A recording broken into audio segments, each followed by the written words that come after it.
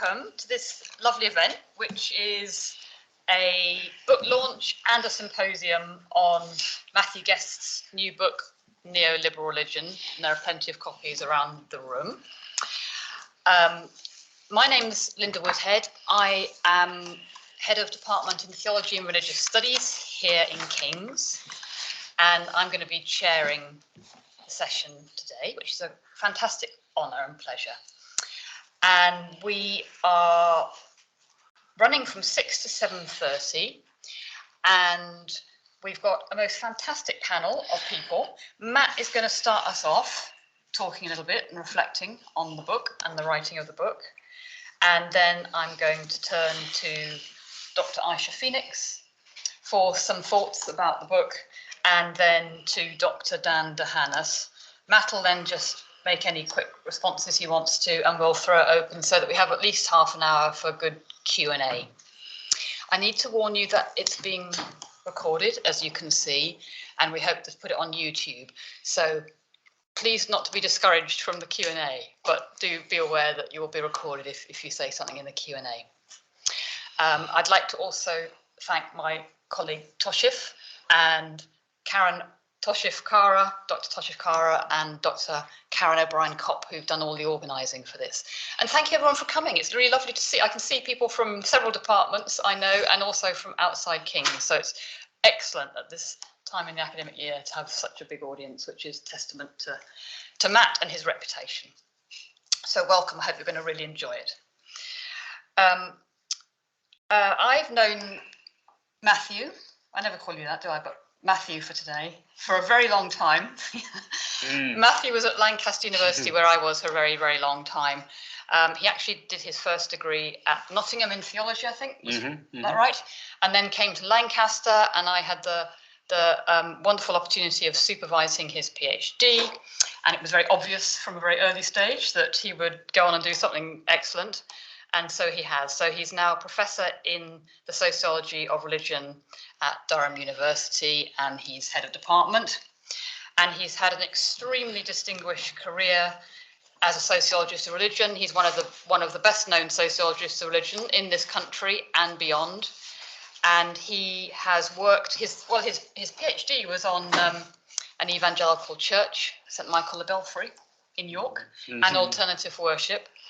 And subsequently, he's published on a whole range of topics, including Islam on campus. But I'm not going to go through all the book titles, but he's very well known now as a specialist on how the higher education setting, how the campus affects the religious experience of those there.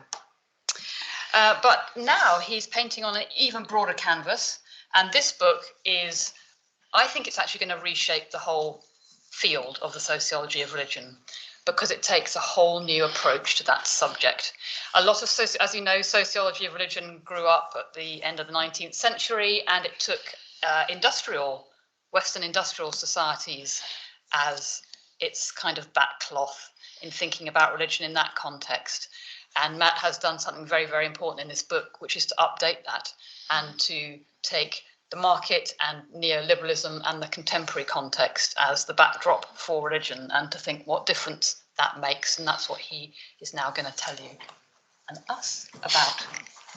Matt, thank you for doing this at King's, and over to you. Thanks, Linda.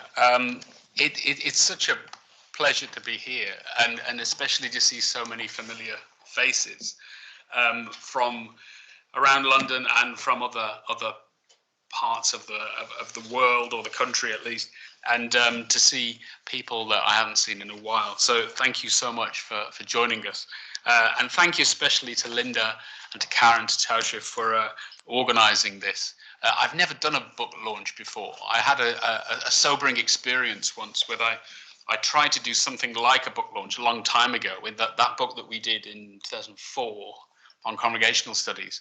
And a guy approached me at the end of this seminar, and he had a copy of the book, and he said, you can sign it if you like. And I said, oh, really? And he said, no, only joking. and that was enough to put me off. But I thought this might be a good idea, because it's something that I haven't managed to do before, which is not be bound by any particular empirical project or site of research, data gathering, and write about something that's broader and really about the nature of the sociology of religion as a discipline as a whole. And it's been great to work with Bloomsbury again, so I do extend my thanks to them as well, especially to Lal Persglove, who is my commissioning editor, who was going to be here today, but unfortunately he's not very well, so she's not able to. So I do want to thank her, and also, of course, Katie Edwards, my partner in life, for encouraging me and giving me all the reasons to do the things that I do. So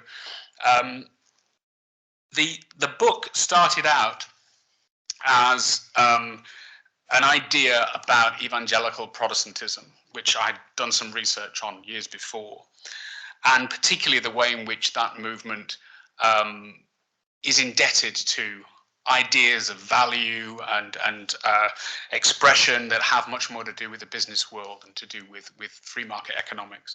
It's not a new idea at all. I mean, we go back to Max Weber at the start of the 20th century, and he's talking about the Protestant ethic and the way in which the ideas of evangelical Protestantism and free market capitalism can be aligned in very profound and enduring ways. But what I started to notice is that these patterns were becoming more variable, becoming more widespread, extending well beyond Christianity, and were really following routes that were a lot less predictable than we might have assumed had we stuck with the principal mainstream paradigms of the discipline, which, as Linda said, were set really many years before our own time. So the book starts to become something broader, something more programmatic, something more about the way in which we think about religion within a neoliberal cultural framework. The irony was, as the perspective broadened for me, the circumstances of writing it became narrower, because just as I sort of thought I'd figured out what I was going to say, then we had the COVID pandemic, and so we just moved into a new house and we told me I had to work from home. So I wrote almost the entirety of the book just sitting at my desk.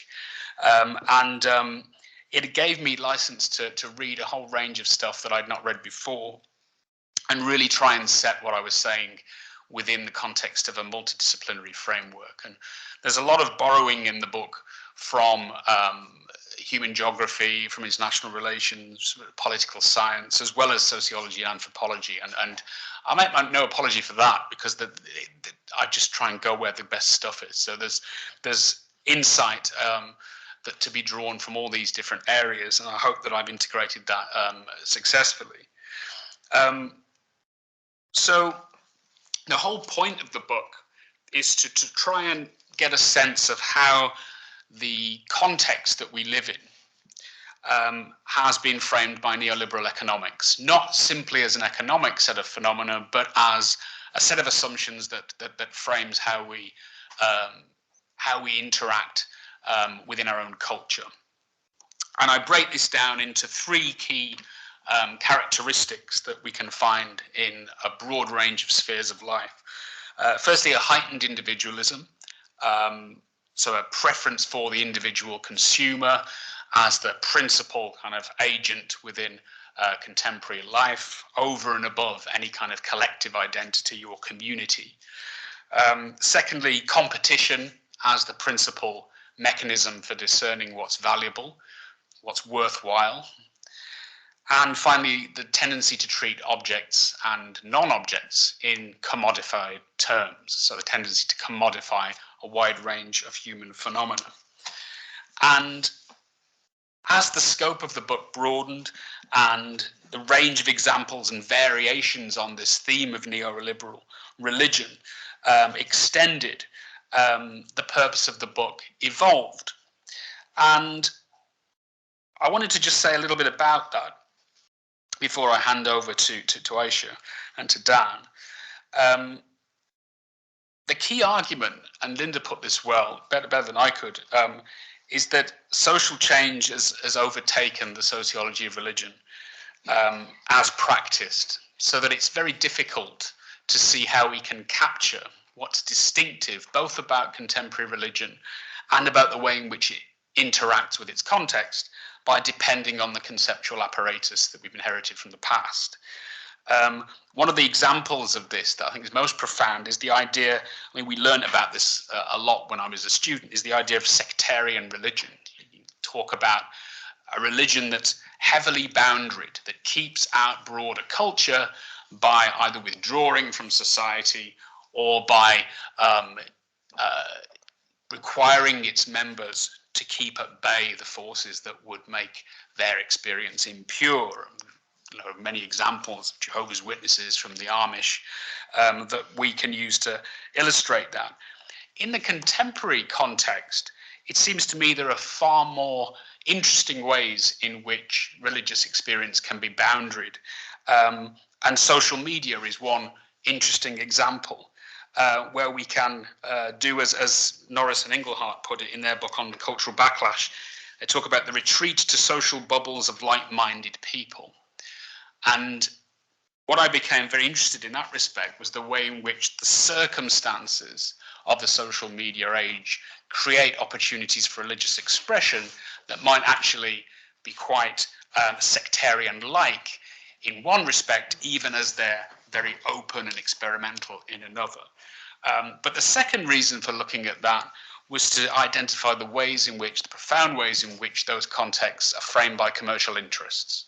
So to get away from the utopian sense that we were kind of bewitched by about 15, 20 years ago, that the internet would provide a free space for free expression of all kinds of ideas, and accept that actually a lot of the parameters of that are dictated by multinational companies that have a particular interest in the commercial exploitation of those that use it.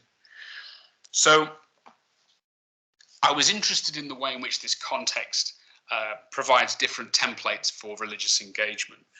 But another key aspect of the book is about trying to think about ways in which the sociology of religion might critically engage with questions of power. Because I don't think, and the more I read and the more I thought about this, the more convinced I was of this proposition.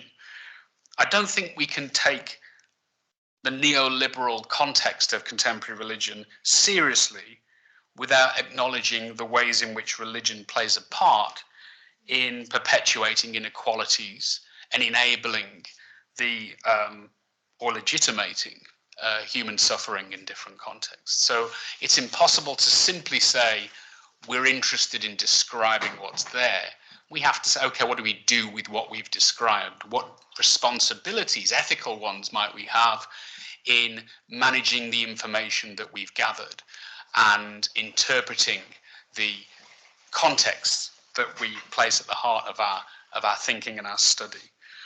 So what I hope I've done, and you'll be the judge of how successful it might be, is set out how religion might be rethought within the contemporary cultural context of neoliberalism, but also encourage the initiation of a conversation about what ethical implications might arise from taking those contexts seriously.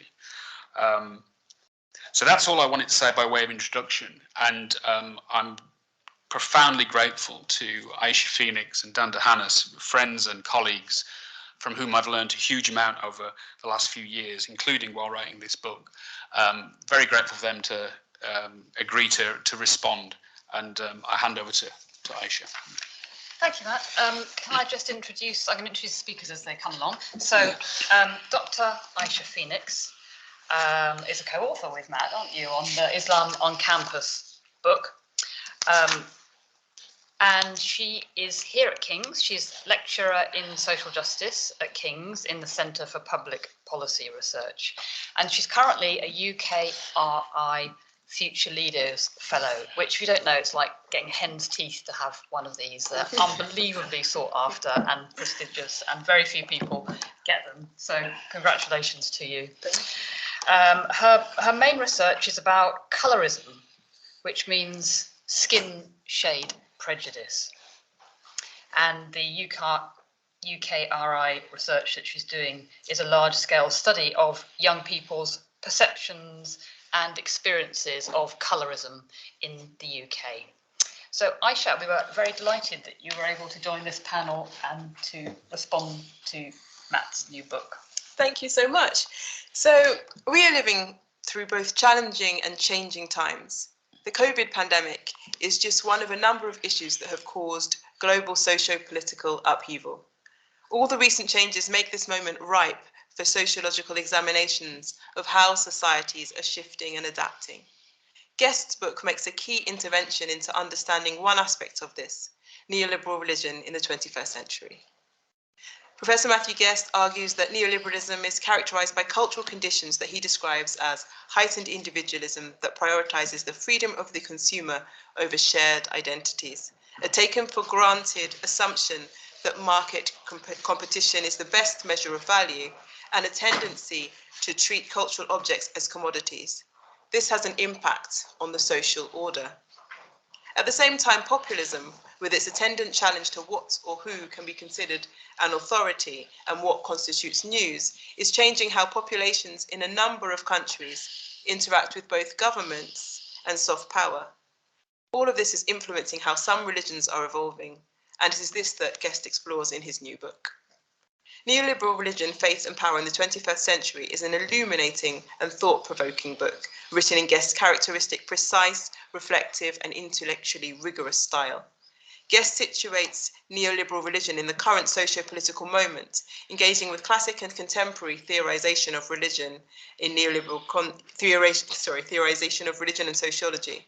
The text explores many different aspects of religion in neoliberal contexts, including religion and populism, religion in the post-truth era, securitization and religion and the entrepreneurial self, and power and religious difference. I do not have time to discuss each of these themes here, so instead I will highlight key examples from some of the chapters that help the reader to understand religion in this socio-political moment in fresh ways. I will begin by drawing attention to the way in which Guest analyzes how religious institutions have benefited from populist politics. Next, I will briefly discuss an argument Guest makes in relation to religion in the post-truth era, before considering how he explores securitization and its implications for the practice of religion, with a particular focus on Islam. Finally, I will briefly examine some of Guest's arguments on power and religious movements. So I was struck by Guest's insights into how religious institutions have benefited from new opportunities for public engagement with the rise of populist politics.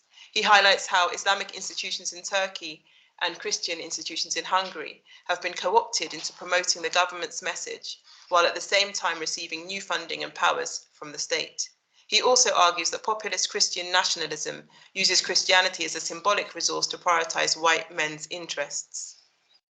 Guest argues that post-truth as a social phenomenon might be summarized as a heightened tendency to reject or dismiss truth claims based on established authority. Doubt about mainstream science, political representatives, and the pronouncements of powerful organizations contribute to the climate of post-truth. Guest illuminates how technologically able religious groups skeptical of established expertise use the post-truth era to their advantage to connect with like-minded people online and promote counter-narratives. He argues that metric power is central to extending neoliberal influence, and that metrics as a form of knowledge fit with the post-truth era, in that numbers are seen as an objective truth that obviates the need for personal trust and considered judgment. Guest calls for consideration of how religious movements have engaged with metrics as a form of knowledge and the consequence of this. In his chapter on securitization, Guest argues that states use securitization to further political agendas and reinforce cultural boundaries. Drawing in part on the research he conducted with Professor Alison Scott Bowman and the Islam on Campus research team, Guest argues that the UK government's controversial Prevent counter-terrorism strategy disproportionately targets Muslims. He highlights Prevent referral statistics to support that argument and suggests that it is easier to restrict Muslims when public unease is reinforced by embedded prejudice. Despite criticism of the existing Prevent strategy, William Shawcross's recent review calls for Prevent to focus more on Islamist rather than far-right terrorism. Many civil society organizations, including Amnesty International, Liberty, Runnymede Trust, and numerous Muslim civil society organisations, academics and community leaders have demanded that the UK government withdraw it. They argue that it increases the threat of discrimination, raises concerns about child protection and the right to free speech. At the heart of Guest's work is a strong ethical commitment. In keeping with this, he argues that the sociology of religion has an ethical responsibility to speak honestly and openly about power and its consequences. There have been numerous global conversations around racism and equality following the racist murder of George Floyd in the USA by a white police officer. In the UK, recent reports have found key institutions to be institutionally racist and misogynistic. For example, Baroness Casey's 2023 report found the Metropolitan Police to be institutionally racist, misogynistic, and homophobic. And Nazir Afzal's review of the London Fire Brigade last year found it to be institutionally misogynistic and racist. In this context, it is important that Guest explores how neoliberal religion engages with issues to do with racism and social justice. Through an examination of power, Guest explains how religious movements can be deeply complicit in the perpetuation of racism, misogyny, and other forms of prejudice, and in the maintenance of social inequalities. One example he gives is that of conservative Christians in the USA who adopt an anti-structuralist approach in which prejudice and discrimination are seen as a problem at an individual level rather than at a governmental one. He argues that anti-structuralism influences their skepticism and hostility towards ideas such as intersectionality and critical race theory and social justice movements like Black Lives Matter. Throughout Neoliberal Religion, Guest offers suggestions for further reading, and he also raises questions that academics could explore in future research. The clarity of his writing style, the logical progression of his thought-provoking arguments, and the way in which he defines the concepts with which he engages makes his text both accessible to and illuminating for a broad audience, inviting us to see religion in society in important new ways. Thank you.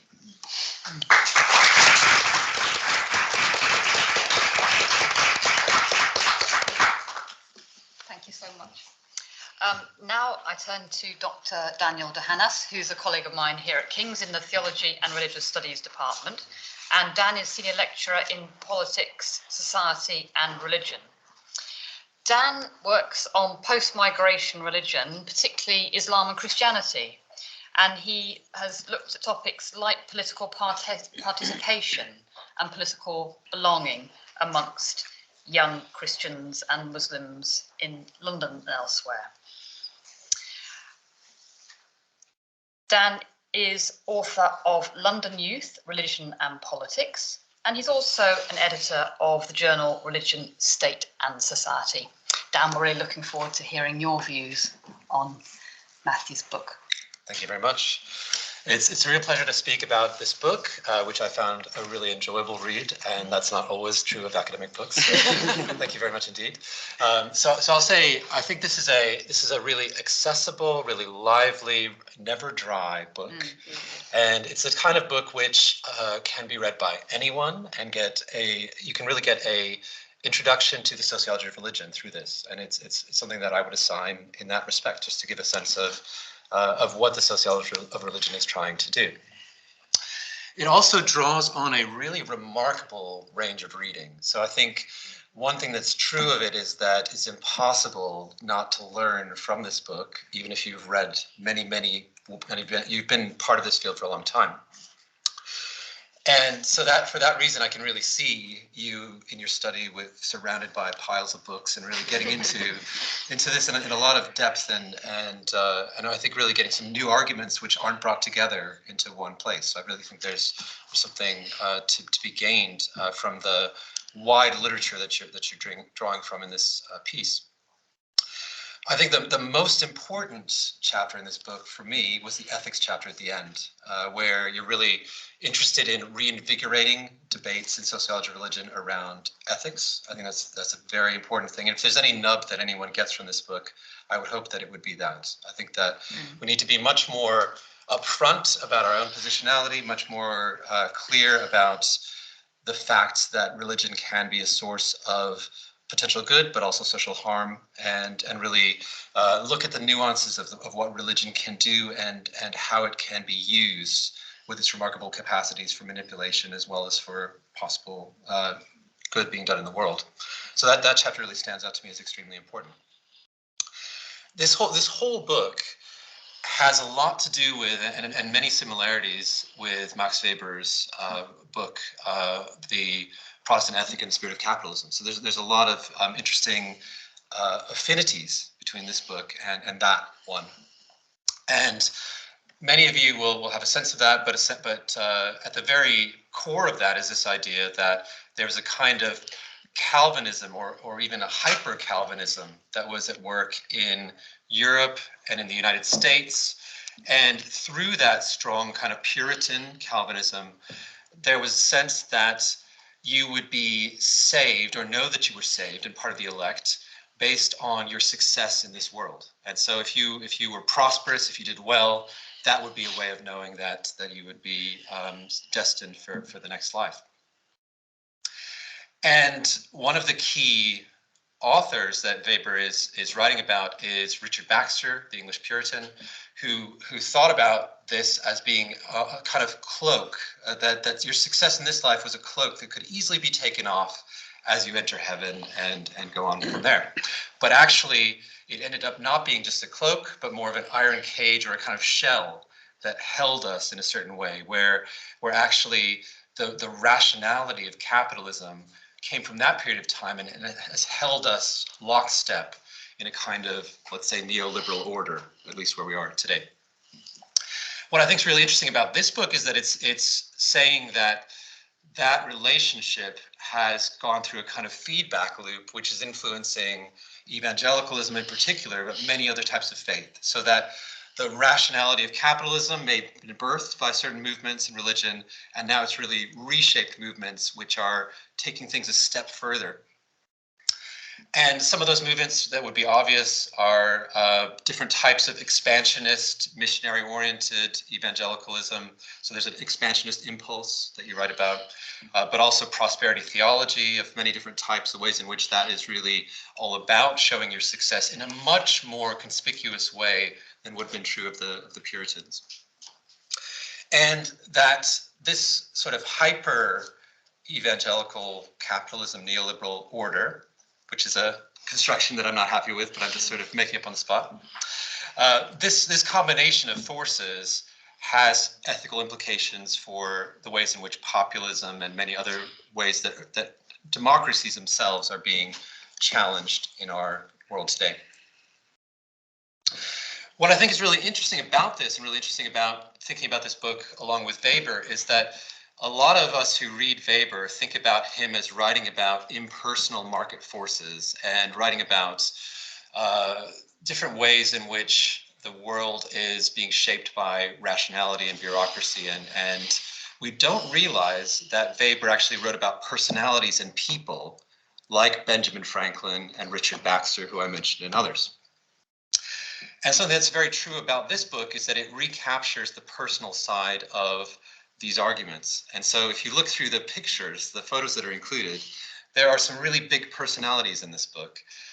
Very obviously, Donald Trump is pictured here. He exemplifies so much of what we're talking about. Also, the president of Turkey, Erdogan, is pictured in here as well.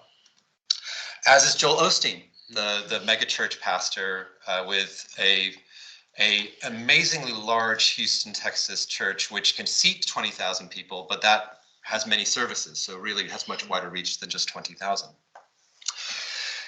And I see these people as exemplifying many aspects of your argument, but also in a certain sense being the villains of the piece. I mean, I think that my sense of this is that they are bringing social harm through a lot of what they do. And that may not be fully fair, but I get a sense that at least some of these individuals are have a key role in neoliberalism that is actually wreaking havoc in certain ways. A great example of that is Donald Trump's first election rally of this season, which you may have read about in Waco, Texas. the 30th anniversary of the tragic events in Waco, Texas, when the Branch Davidians were sieged by the FBI and around 80 people died in those events. Donald Trump decided to use that as a staging post for his next call to action. And he spoke in this rally over the past weekend of this being the last battle, using apocalyptic language. And this is quite this is a really interesting moment, I think, and will be something that this election campaign builds on. But you've really picked up in this that there's a sort of way in which the apocalyptic has a thrill of the forbidden, and that bad religion sells much better than good religion. And so I mean, Donald Trump has always been an incredible marketer, really good at just reaching the pulse, at reaching the cultural moment with a certain demographic or set of demographics. And I think that he exemplifies a lot of what you're trying to say through this book. So this book builds many different arguments which have been spoken about already in many respects. It shows how politicians and celebrity pastors act strategically through these types of religion, how what they say is able to have cultural resonance with wide publics. And I think it really calls us to an ethical stance where we don't hide behind market forces, but we say that there are individuals, that we ourselves are complicit in different things that happen that relate to economics and religion, that we really search more deeply into what we can do, what our ethical responsibility might be. Again, as I mentioned earlier, that it points out that religion can have an important part in social harm and abuse. It should reinvigorate debate on ethics in the sociology of religion. And I hope it will also move beyond its current context, which is really fascinating in the North Atlantic, and inspire scholars to look at these arguments in a much wider global context, which it does refer to, but I think can continue to expand through future research. I know that Matt has the opportunity to respond to us briefly, and so if I were to throw out some things that you could choose to respond to, or you could just leave for discussion later, my two provocations for you would be about parts of this book which I think are more implicit, but I'd love to hear what your full arguments are, or perhaps develop that over conversation with you later. One of those is about the direction of influence. If this is something which is, if neoliberalism, as many people would assume, tends to be coming from the United States outwards, if it's a kind of American imperialism, essentially, and if the ways in which religion is acting are essentially a proxy for these American imperialist or capitalist forces. If religion is actually a bit player, because it's just it sort of provides the tunes by which this movement is able to take place. And then secondly, I'm really interested in how social media fits into this. I did see that you referred to social media several times and to media in general several times, but I didn't get a strong sense of the overall way in which you think the sort of mediatized moment that we're in now. So I'd love to hear a little bit more about that if you can give us a sense of that. And related to that, this captures a lot about certain generations, Generation Xers like ourselves, but then baby boomers as well. I know that many of these key people like Donald Trump and Erdogan and Joel Osteen are in their 60s, 70s, or 80s. And so I wonder if quite soon, if in 10 years, we'll have different people who are really acting and changing and shaping the way that these forces work. If a lot of this is actually captured in a certain generation, and newer generations might shape things differently. Thank you.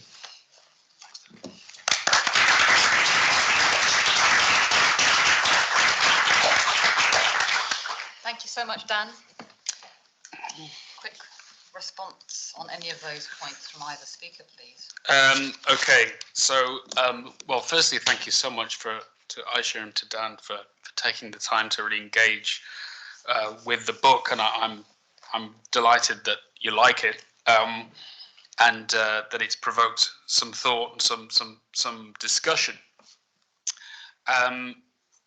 one of the books that inspired me most as I was trying to get my head around what this sort of academic thing was all about was David Lyon's book on Jesus in Disneyland, which some of you may know. It came out in the year 2000.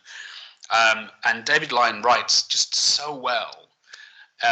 And he manages to draw in all sorts of theoretical ideas in conversation with real world examples. And so I always try and keep that in the back of my mind when I'm trying to write about contemporary religion. And I hope I couldn't hope to write like he does, but I hope I've there's something of that in there.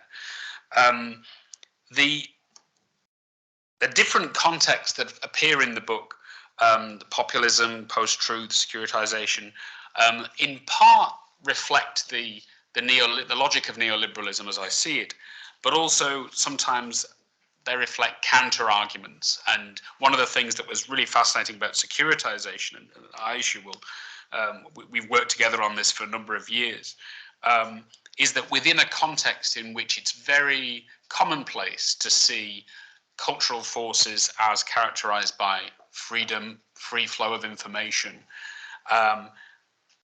the freeing of religion, as the late wonderful man Jim Beckford used to put it, the religion becoming freed from its former points of anchorage to experiment more in its cultural realm, to have nevertheless an era in which certain kinds of religion are subject to strict state regulation and control is one of the most interesting aspects of neoliberal culture.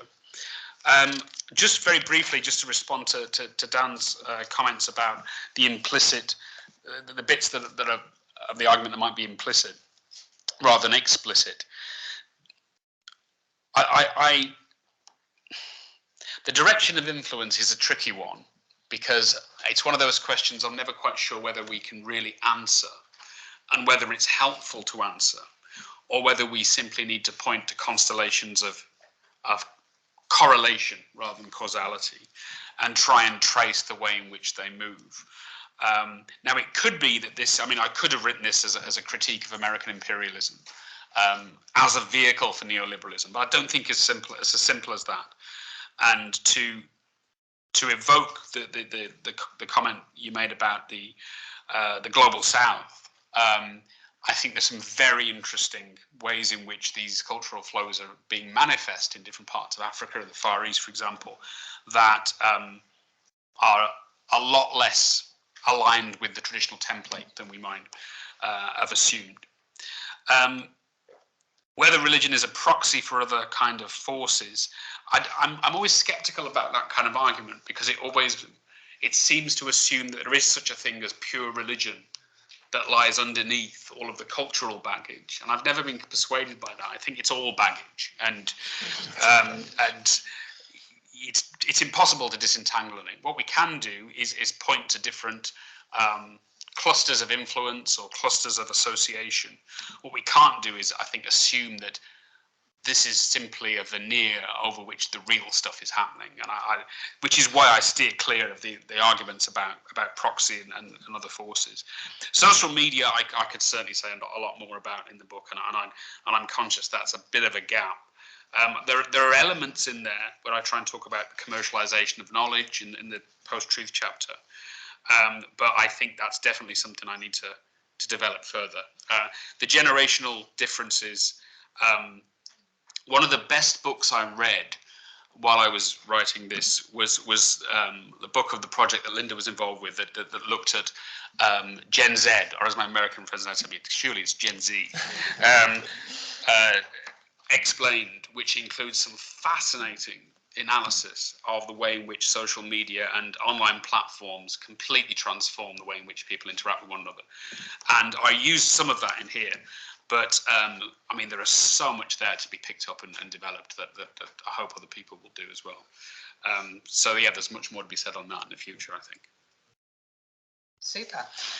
Thank you to all for being so disciplined. So we've got plenty of time for Q&A, and I'm going to throw it open to anyone who wants to make a comment, please. There's a microphone, I think. We need that, I'm afraid, for the recording quality. So if you could wait for that, and then... Yes. Take this one. when it comes to you, could you tell us who you are before you ask your question or make your comment, please? Yes, why not start there, and then we'll go to the back, and then we'll come to this side of the room. Hi, my name's Sophie. I'm doing a MA at King's. Continuing with the Gen Z and some of your previous work about universities, how do the two link together? Like, what's the link between neoliberalism on campus and in university societies? Oh, that's difficult. I was just chatting to Linda earlier on about because we're both heads of department now. It comes to a point when you're part of the managerial infrastructure of a university, and you realise that you stop commenting on the machine, and you realise you're part of the machine, and decisions you make and framings that you assume are, you know, part of the causal mechanisms that you'd previously critiqued, and we're in a privileged position of being able to step back and see them from a distance. So it's sometimes quite difficult to do that when you're in the middle of it. I think the student experience is profoundly influenced by neoliberal forces now, not always in ways that students are familiar or conscious of.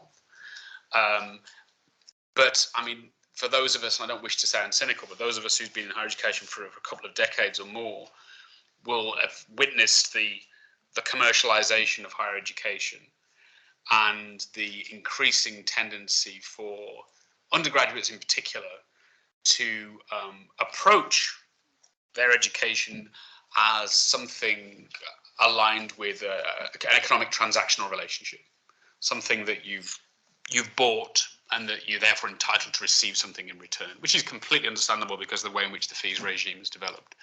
But that in turn changes the way in which universities provide a service and changes the way in which that service is experienced and encountered by those on the receiving end. How it affects religious identities is a fascinating question. I think it matters a profound amount whether individual students are engaged with campus life and whether their economic circumstances allow them to be engaged in campus life. In the research that I've done, the university students that are where their religious identities are most bound up in the campus life are those that have the economic means to live independent of paid employment while they're studying. And so there is a really important distinction between those who are in a materially privileged position and those who are not, and the capacity they have to have an experience of the campus that allows them to enter into a dialogue with their religious experience and say, well, how is my university life affecting me? That we thought was just commonplace 30 years ago, but which now I think is very much aligned with economic circumstances. So that would be my initial response. Interesting, thank you. And then at the back, please. Hi, I'm Heather Monroe. I'm a lecturer in social anthropology in the Department of Theology and Religious Studies here. I have lots of questions that I'll save for later for you, but I wanted to ask, because I haven't had a chance to look at the book yet, did you consider, especially since you were doing this during COVID, the increasing relationship between religion and vaccine hesitancy and anything to do with neoliberalism there? Thanks. There's a chapter in the book on religion in the post-truth era, where I talk about the ways in which skepticism towards mainstream traditions of knowledge can be seen as both characteristic of sectarian religious movements of the past, but also increasingly characteristic of certain forms of countercultural religion in the present. And so working with that kind of logic to reject the mainstream, it has part of that process is about discrediting the traditions at the heart of society, so that to be associated with the elite, whether the elite are the religious elite or universities or the government or business, is by definition to be false. So it kind of privileges dissent as a marker of credibility. Now, on the one hand, it's possible to say it in reasonably positive terms because it could be seen as a sign of a lively democracy, that you've got people who are willing to challenge the sources of knowledge that they face. On the other hand, I think the politics of information exchange in the contemporary world is so bound around commercial interests that it's not like it's a free exchange of information that's guiding this. It's something that's very much skewed towards particular patterns. And I think those kind of power relationships are the most important thing to bear in mind when considering critically the way in which things like vaccine hesitancy comes to the fore. Say more about that, just explain that point about the power relations in that. I think if we look at social media, access to information through Twitter, for example, we're not talking about a free flow of information. We're talking about algorithms based on commercial interest. And so in that sense, it's possible to be very critical, actually, of the information age in which we live, because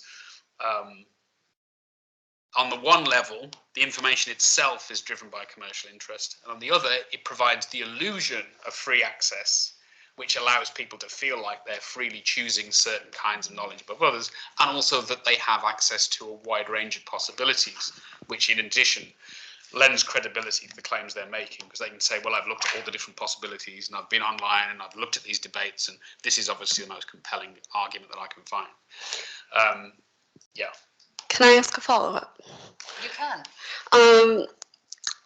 I guess one of my reasons for asking it is if you liberate some of this neoliberal ideology from the commercial aspect of it, the economic aspect of it, because I'm personally coming from a perspective of doing research in the Hasidic communities with vaccine hesitancy, where, yes, social media is a factor, but only on the fringe.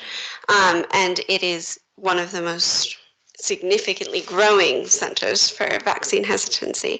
So can we liberate neoliberal ideology from some of these commercial economic roots that are necessarily neoliberal, but can neoliberalism be a separate ideology that's non-economic?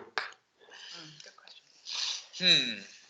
I think it's achieved such status of cultural normalcy that it's often able to exert huge influence detached from its economic roots. So I don't think the way in which ideas work, I don't think it's necessary if someone is embracing competition as a way of gauging value, for example, I don't think that means they're a full-blown pro-neoliberal ideologue. I mean, that would be silly. I mean, that would be extended a bit, because those ideas are so free-flowing in society that they becomes normal to see things that way. So in that sense, I think it can be detached from economics. I think there's an issue, I guess, about where its origins are, and then the second is how the ideas circulate and become dominant. And those are two separate issues. And so you can have movements that are oblivious to neoliberal economics or opposed to it, which nevertheless still inhabit neoliberal spaces in certain contexts. And you do talk about this, Matt, because, I mean, we could go back to Hayek. I mean, you emphasize the culture, you're interested in the culture, neoliberalism as a culture, aren't you? Yeah. Someone like Hayek, who's so important in the genesis of neoliberalism, is working on the basis of wanting to free the individual against the oppressive powers of the state that were so manifest in the Second World War and in the Holocaust. Yep. So that fits quite well with your example, I think, there, Heather. Yeah. Yeah. We should talk more. I think we're going to move to the other side of... Oh, there's another one on that Hi. side. My name is Wei. I am a MA student of the TIS. I just want to ask a question. So in your chapter called Religion in the Post-Truth Era, you were talking about the dynamic between religious movement and their cultural environment. And you get several examples about people pushing back, like having rejections of the Darwinist evolution theory. And then you talk about like the hermeneutic theory, intellectual design movement, and how they're related with the political circumstances that they were facing. And then you make a connection with the COVID-19. And I wonder if you can talk a little bit more about like the cultural environment that you were referring to. Like, can you be a bit more specific? Okay. So you want me to talk about the cultural environment in which those kinds of skepticism? Yes, and how like all those movements, like in your opinion, like rose up under that kind of like cultural framework. Yeah, I think, I mean, what I try and do is when I'm looking at post-truth, we're talking about, on the one hand, something that's quite recent, because I think, I mean, I don't know the history of conspiracy theories as well as others might. Dan might know about this, but my sense is that's a very much post-Second World War phenomenon, you know, and with the growth of television and media, you have people, ordinary people, everyday people, have access to a much broader range of media information, which allows them to formulate theories and ideas which are at odds with the mainstream social order. But nevertheless, there have been, for centuries, of course, ways in which religious groups have formulated ways of thinking that are at odds with the social orders in which they live. You know, that has been, and I think, you know, Christianity in particular has had its own logic for this. You know, the whole idea that you should expect to be persecuted if you are members of the faithful community gives sectarian Christianity that kind of credibility of, you know, well, if you're opposed by the mainstream, you should expect this because that's just how it's going to be for you. So that gives a logic and a credibility to that. So I don't think this is peculiar to neoliberal contexts. I think it's been heightened by them because of the free exchange of information and because the skepticism that previously we associated with fairly fringe, sometimes quite bizarre, wacky individuals who were easily discredited as unhinged. That kind of skepticism has now been voiced by those in the political mainstream.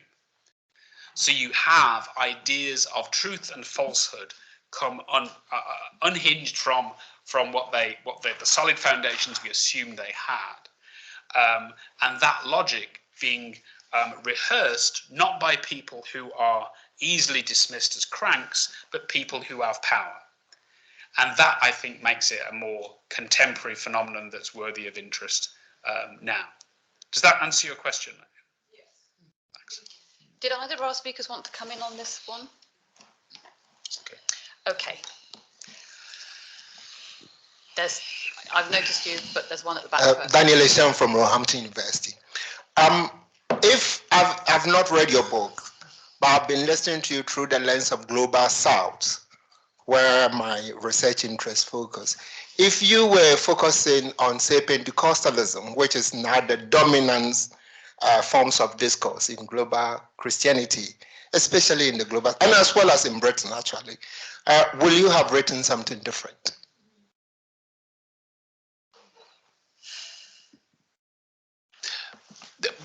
There is some discussion of Pentecostalism in the Global South in the book, and I'm interested in that, partly because it illustrates the flow of neoliberal influence beyond the global north. And if we look at the ways in which Pentecostal prosperity gospel in particular has evolved in parts of Africa, Far East, elsewhere, South America, it's very difficult to disentangle that from economic interests that lie elsewhere in the world. The relationships are complex and they're not direct, but it's very difficult to imagine the profound embrace of a sort of acquisitive approach to culture and that alignment with Christianity to have been so pronounced in those contexts without also being aligned with, say, American imperialism or the growth and spread of Western technology and media platforms to other parts of the world. So I don't assume that Pentecostalism in the global South owes its existence to the global North at all. What I say is the form it takes in many contexts is in part a response to the global flows of power which originate in the global North. And there are others who've written on this who are far wiser than I am who can say more about that. Does that answer your question? Yeah, thank you. Thank you very much. There's one here next, please, at the very front.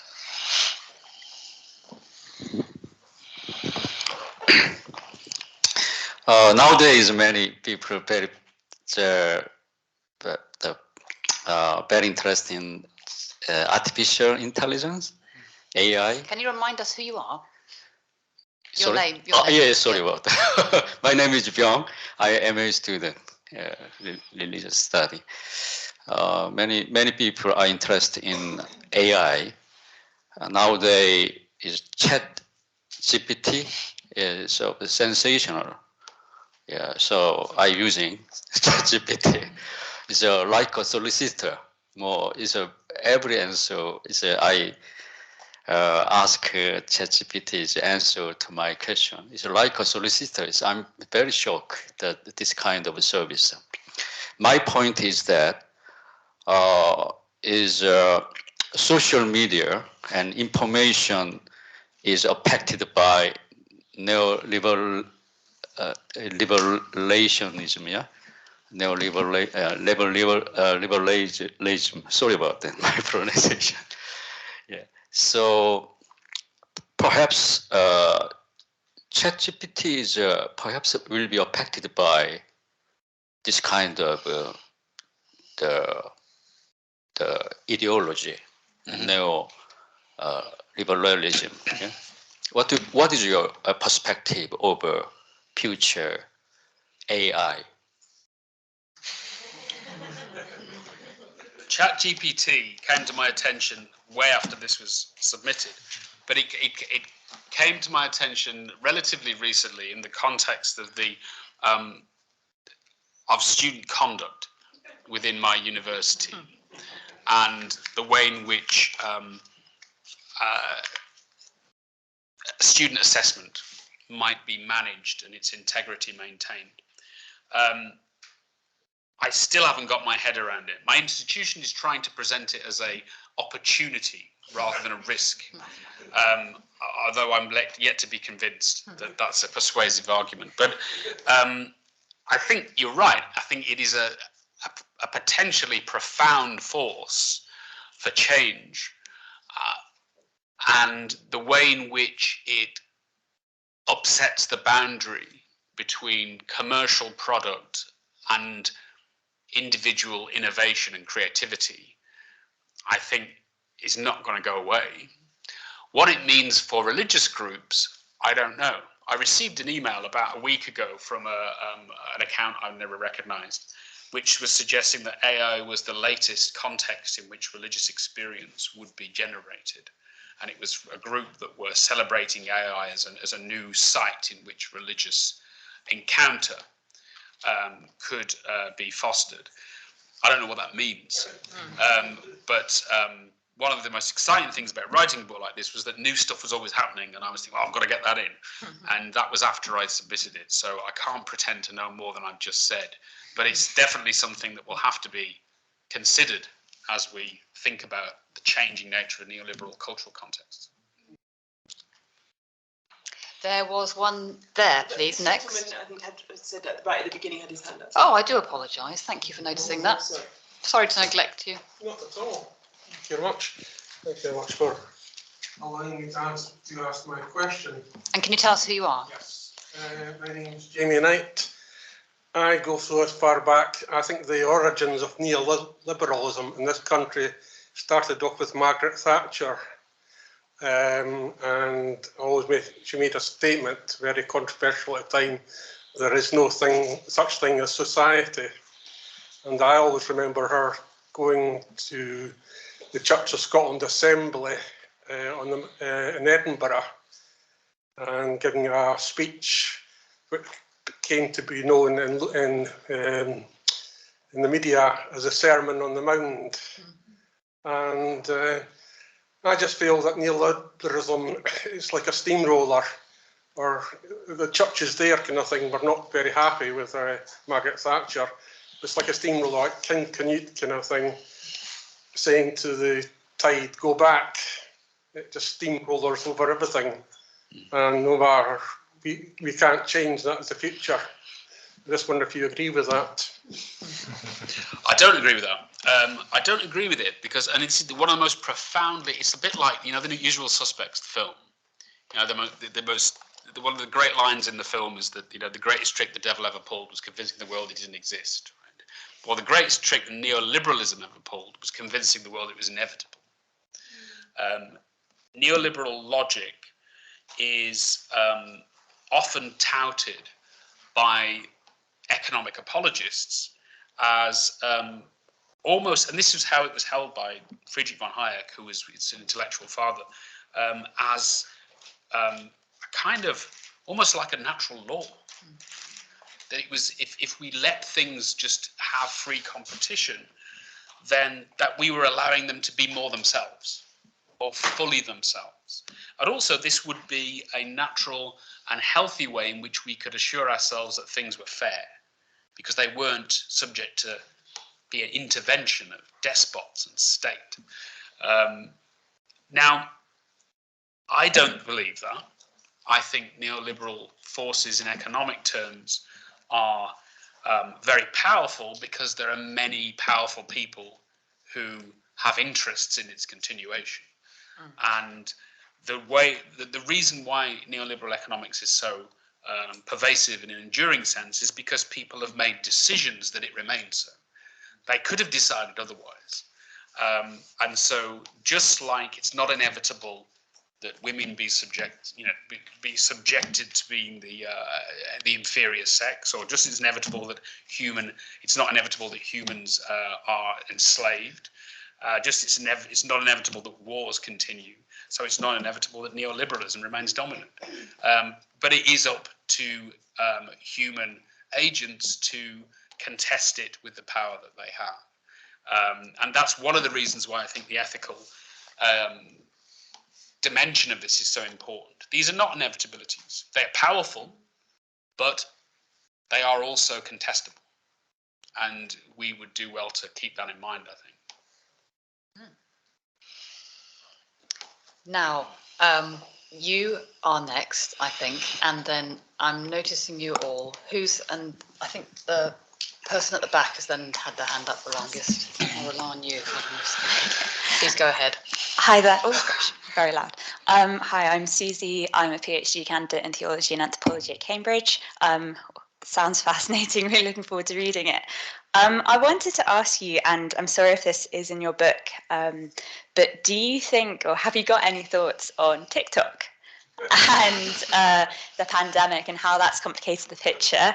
I must confess, I seem to spend the majority of my days looking at Christian TikToks now, which is not the best place to be. But yeah, what reason I asked about TikTok is I think it's actually a bit of a different beast from other forms of social media like Twitter or Facebook or Instagram, partly because maybe it is a product of neoliberalism and the pandemic. Since the pandemic, we now have 2 billion people on TikTok. Also, I think it's a space to engage with religious content without looking for it. So people engage with it without following people. It just comes towards them. So you have these religious conversions when people aren't looking to be converted. I think also in the context of the pandemic, there was a lot of privacy for people to be exposed to this content and not feel a social gaze, not to be exposed to it, not engage with it. So in that context, and as we were mentioning, like the algorithm that kind of removes freedom, but also creates a sense of almost religious experience of, oh, why am I feeling this? And I think also another part, sorry, I am 26 and I still feel too old for TikTok. It's changed authority voices, hasn't it? I think, you know, the biggest Christian TikToker is 17. Donald Trump's terrified of TikTok. So how has that changed things? And yeah, it's creating these new groups of authority. So I'm sorry if you know as little about TikTok as I do, but I would love your thoughts on it. I'm sure I know even less. There is an example in the book from TikTok, which I really found fascinating, which there's a very influential evangelical in the States called John Piper, who was the chair of the what's it called, the Organization for Biblical Manhood and Womanhood. Very conservative, complementarian approach to gender. And he has a son. And his son is named Abraham Piper, and he has a very troubled relationship with his father's church, and he's rejected it, and he has pursued something quite different in life. Now, pre-social media, he may have gone to the press, and there might have been a story that then within a couple of years it would have been forgotten, but he went on TikTok, and it's maintained this momentum, and he's now, I think he styles himself as an influencer. And it's maintained momentum well beyond the story itself. And I think the way in which that platform enables that, and the way in which it has appealed particularly to much younger generations, does raise some interesting questions about future change. And I don't know whether Linda wants to comment on this, her recent work on Gen Z, but it's very difficult to predict, partly because it's new, partly because these platforms can be quite ephemeral. Sometimes they have long influence, sometimes they die out and get replaced by other things. I'll hand over to Linda, she might. I'm not an expert on TikTok because we looked at Gen Z and like you, they said, oh, that's what my little siblings are interested in. They really didn't, that was for children in their view. But you're right, there are things like Witch Talk. I look at alternative spiritualities. It's incredibly important, disseminating alternative kinds of spirituality. And as you say, not necessarily, you might not be looking for it. And I think that's a really interesting difference. But also, as you said, actually Trump was an old-fashioned TV man. TV was his media gold standard. Public broadcasting, not narrowcasting. He could use Twitter well, but it was all about TV, wasn't it? Yep. There's someone at the very back. Yeah, thank you. My name's Kieran, and I recently completed a PhD in anthropology from the LSE. My research was with Sikh, so I just wondered if you could say a little bit more about the intersections of other characteristics or factors and the influence of neoliberalism on religion. So, for example, what role do gender roles play within religion, and whether or not they choose to, consciously or not, encourage or discourage the influence of neoliberalism? And to what extent would you say that neoliberalism has an impact on religions that are inherently racialized? So, for example, in this country, so my research with Sikhs who have become a racialized religion in the UK, kind of to what extent would you say that neoliberalism is either encouraged or disencouraged by that? And again, in relation to religions where maybe there are more set gender roles, are they more open or closed to the impact and influence of neoliberalism? Thank you. Thanks, Kieran.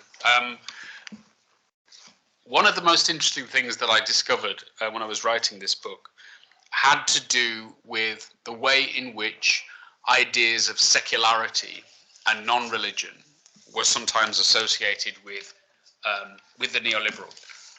So there's a school of thought that says religion is a bad thing for the neoliberal context because it encourages people to maintain loyalties at the communal level that prevent them from being full participants in the global economy.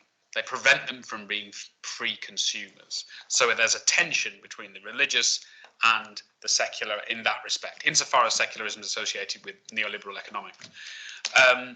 Now, once you dig deeper and start to ask what that actually means and how it plays out, you find that actually it's particular kinds of religion that are labelled as problematic within that context. And they're often forms of religion that are have their roots outside of the global north, that are often populated chiefly by ethnic minority groups, and that emphasize or maintain strong communal links within the context in which they exist. And that means that neoliberal forces can perpetuate a particular set of social conditions that privilege certain kinds of religion over others. I mean, I was talking to one of my MA students recently about, she's from France, and it's about the French context, and she said, you know, what laïcité, secularity in France, actually means now is anti-Muslim. You know? So it is premised on a particular idea that certain kinds of religion just don't belong in the public square. They're problematic, but it doesn't mean all religions are problematic. In principle, it might look that way, but in practice, effectively, it means those religions that impress upon the public sphere a clear visibility, which of course extends to issues of skin color as well. It's like with Aisha's work, she'll be familiar with that. So it raises some interesting questions about what counts as mainstream, what counts as visible, and what counts as an anomaly within a particular kind of context. So I think there is that relationship there, and it is a complicated one. Okay, as we're getting towards the end, I'll tell you what we're going to do. We're going to, when we get to the end, I'm first going to ask both the respondents for a comment, and then you for the final word. All right. But before that, we've got quite a few people who still want to get a question or a comment in. So if you want to say something, could you please raise your hand just so I can see how many of you there are, please? So the person there would be great. 2, 3. Definitely early. I'll come back to that. 1, 2, 3. How many more on this side? Anyone wanting to ask? 4. 5. 4, I think. Is it 4? Sorry, could you put your hand up again? 4. 4. That's okay. So why don't we take them all together and then we'll do the wrap up. Oh, right. Hello, I'm Stephanie. I'm doing an MA in Death, Religion and Culture at Winchester. If one of the dynamics of neoliberalism religion is heightened individualism, we've been talking a lot about social media, and it makes me think about people being very vociferous in their point of views about the decisions of the General Synod about blessing same-sex marriage at the moment, and people at both ends of the scales being very vocal. I wonder, when we're in a place in society where each census is reporting lowered number of people aligning themselves with a religion, is this sense of vociferous individual social media outpouring actually putting people off engaging with religion, and quite offensive in terms of its extreme language? Thank you. My name's Naomi. I'm a PhD student in the history department at King's. I'm interested that we're in the theology department, but theology itself hasn't come up much in the discussion. And I wondered whether you thought that there was an interrelation between neoliberal forces and theological change, theological thinking.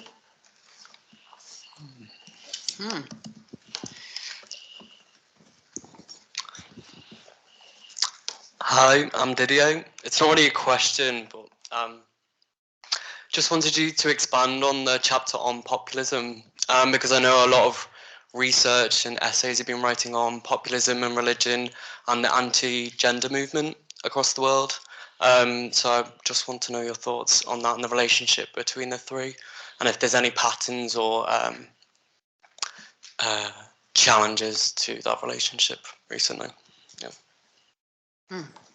And finally, hi, I'm Rob, a research manager at Bible Society, and again on populism, I was just interested in, you mentioned it a little bit earlier, but what you thought the relationship between populism and particularly Protestantism is in terms of power and perceptions of persecution. That idea that we are under attack, we are the embattled few, seems to be a characteristic of both those strains of religion and also populism, are they kind of symbiotic? Did they grow up together? Was one side kind of influenced by the other in that rhetoric? And how influential are they, or kind of mutually, in the contemporary world? Excellent, thank you. So I think that's we can probably run that into three, can't we? There's a question about does the fact there's now platforms for militant religious voices put people off and lead to secularization? There's a question about how far theology, and I think you meant Christian theology there. Did you? Well, any theology, really. Any theology. It doesn't have to be Christian, although I'm not sure That's a whole debate. Yeah, but that has been changed by post-liberalism. And finally, questions about the relation of religion and populism, please. So you want me to respond? I do. Right. Okay. Social media, does it put people off religion? It polarizes debate, or it accentuates the polarization of debate in a way that it's difficult to imagine it wouldn't put people off. Whether it does, I don't know whether there's any research been done on the causal relationship between the two. It certainly seems to provide more space for polarized positions, and I think that's a more interesting question. But you found in your Christianity and University Experience book that some of the more hardline conservative Christian groups put other people off being Christian. That's true, yeah. That's a similar point. That's true within Britain. Yeah. I'm not sure it works that way everywhere. Yeah. The theology. This is not a book about theology, so I can't really say a lot about that. But what I will say is, I think this. Hopefully, the final chapter on ethics brings this question out more. Is that I hope that theological engagement by theologians will recognize the neoliberal context in which they live and operate, and not simply assume that it's unproblematic, and that therefore there's a recognition of the way in which that context shaped the way in which thought proceeds around certain ideas becoming more prevalent than others, because I think it's profoundly important, but it's not always recognized as important. Populism, I think there's a really interesting question here. Dan knows more about this than I do, and but there's a question about to what extent is populist politics in and of itself generative of a kind of self-perception of beleagueredness. And that in a way plays into Didier's point about the anti-gender movement. To what extent do you perceive secular society as imposing on your religious convictions and somehow making them less welcome within a given context? And there's a question now as to whether that's inherent within populism or whether there's something distinctive about Christian forms of populism that are especially prone to that. And I think there's a big question there which arises out of the logic that emerges within Christianity about the tendency to see persecution as an emblem of credibility. Because you have this profoundly interesting but quite astonishing relationship, in the US in particular, between power and a declaration of having no power. So people who are wealthy, politically powerful, culturally dominant, saying that they're in a position of beleagueredness and that they're being chased out of their homes. I mean, it would be absurd if it wasn't so worrying. So there is a profound link there, I think, between the paradigm that comes from Christian populism and that tendency to perceive oneself as being beleaguered by broader forces. Is that okay? Dan, would you like to give us your concluding reflection? I'd be very happy to, thank you. Yes. So yes, I think actually there was a question that was asked by a gentleman towards the back about Pentecostalism in the global South, and I found that a really helpful question. And just to be fairer to Mathew in his book, I think Mathew does say that Pentecostalism does actually exemplify a lot of this neoliberal thought. There are ways in which individual choice and the acts of the Spirit maybe take things a step further than evangelicalism. There's some things that are happening in Pentecostalism which are really, really individualized and charismatic, and that's fascinating. And I think your book really does an exceptional job of getting certain cultural contexts and opening the way for reaching into further cultural contexts. It does get to Global South, but it certainly provides a sort of basis to think about the Global South in more depth next time. And one thing that I thought was really interesting in your remarks, actually, is in responding to some of the comments that I made, you said something a little bit like what Weber says about elective affinities, how ideas have some kind of relationship to other ideas. You said a kind of constellation of correlations. And I think that's a really strong, I mean, that's exactly what you're doing in this. So I think you're not, I think a lot of quantitative sociologists would not like this because you can't really nail it down. The argument has lots of complex interrelationships and nuances. But I think that you've captured it very well. What you're saying here is that there are constellations of correlations between neoliberalism and types of religion, which makes something really potent. Yeah. Thank you, Dan. Aisha.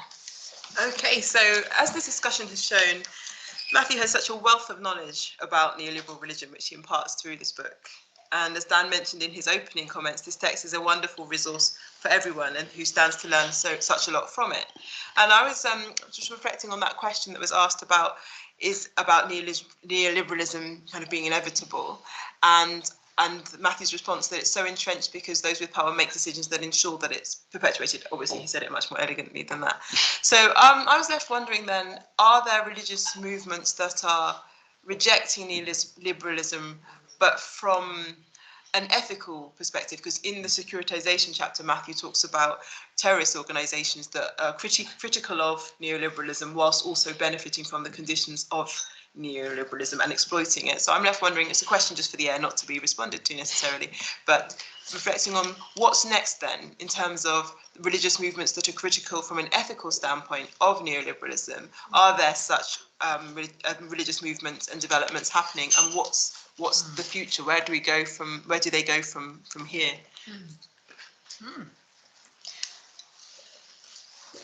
Matt, you've got a few minutes to respond to those points or anything else.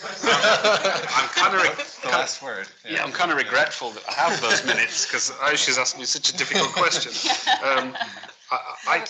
I don't know whether there are. It's like I've written it down as, are there genuinely anti-neoliberal religious movements?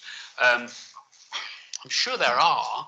I suppose it's a question of whether those movements are effective in resisting neoliberal influence in a way that is holistic and enduring. Yeah, I don't know. Maybe that's the next project, or someone else's perhaps. Yeah. But thank you so much for all of your questions and comments. And if anyone would like to buy the book, it doesn't cost $1, unlike the front cover, but it does cost a lot less today than it would if you ordered it elsewhere. So there are copies here and at the back for £15. Yes. Normally 20. Normally 20, but do feel free to let us know afterwards.